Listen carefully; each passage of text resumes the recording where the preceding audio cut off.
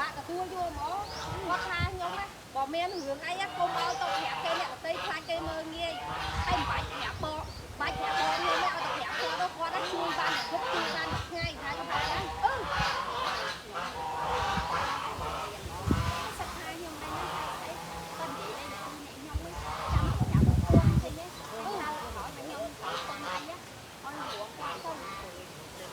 មកហ่าតែជួយឯងចាំទៅរកគាត់តែអីគេប្តីឯងនេះទេថាខ្ញុំវិញខ្ញុំអត់មានប្រកាយព្រោះអីតែខ្ញុំប្រកាយធ្វើអីទេប្តីខ្ញុំមកវិញហើយនិយាយចឹងត្រូវអីឈ្មោះគាត់ដែរឯងមើលបងខ្ញុំហ្នឹងអូយដល់ពេលបានប្តីចឹងគាត់មិនដឹងកម្មអីទេបានគាត់ធ្វើបុណ្យជាតិមួយនោះបានតាក់ប្តីគាត់មាត់អីដល់និយាយអីស្អីនិយាយទៅខ្ញុំទៅប្រាប់ប្រហែលហើយ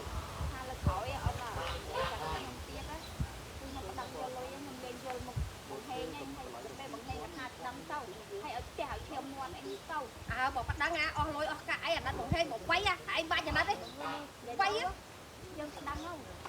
ថាឲ្យដៃគាត់ហ្នឹងព្រានឲ្យឈឹកដើរឃើញពេលដើរនិយាយទៅទៀតខ្ញុំទៅអញ្ចឹងណា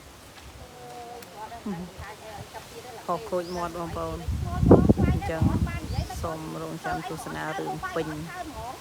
នៅក្នុង Channel YouTube ក្រុមសម្ដែងយាយនោមឆេះនិង Channel YouTube យាយនោមឆេះ